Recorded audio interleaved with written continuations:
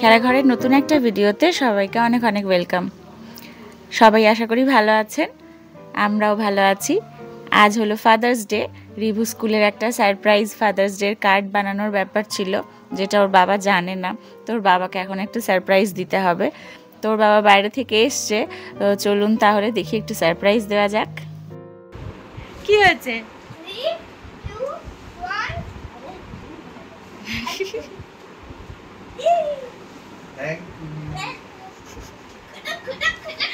তুই তো লাফাস না।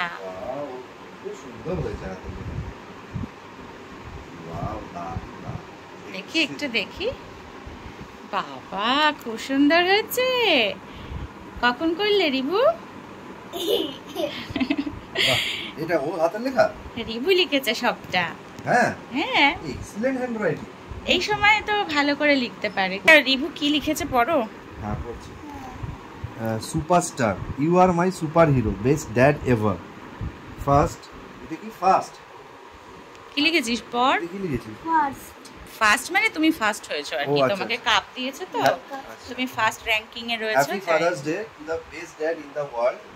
I am blessed to have a father like you who taught me to be strong, wise and kind. You are my best friend too. I love you, Dad. Love you.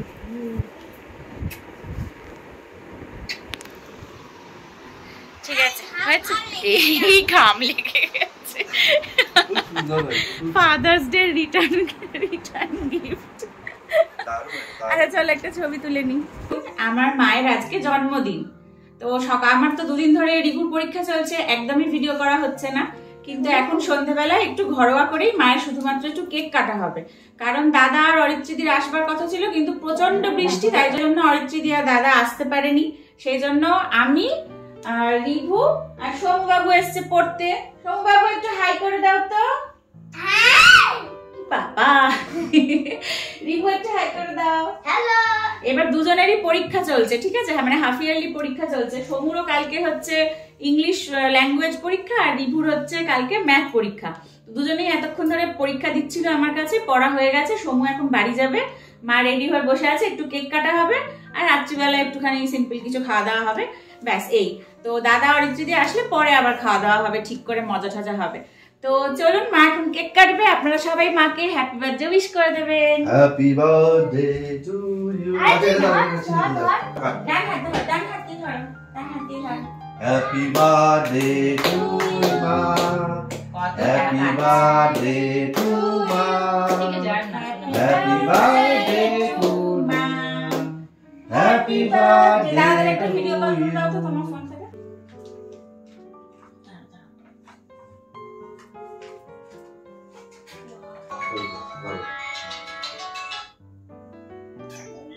এই যে happy birthday হচ্ছে,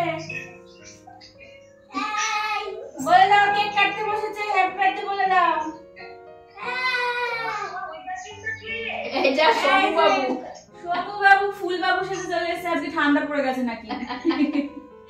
আর এটা review Kumar. এবার দুজনেরই পরীক্ষা হলো, এতক্ষণ পরীক্ষা চলছে তো, পরীক্ষা টরীক্ষা হয়ে গেছে, তারপরে এখন হচ্ছে কেক কাটি। না ready? Happy birthday to you, happy birthday to মামা, হ্যাপি বার্থডে টু মা, হ্যাপি বার্থডে টু মামা।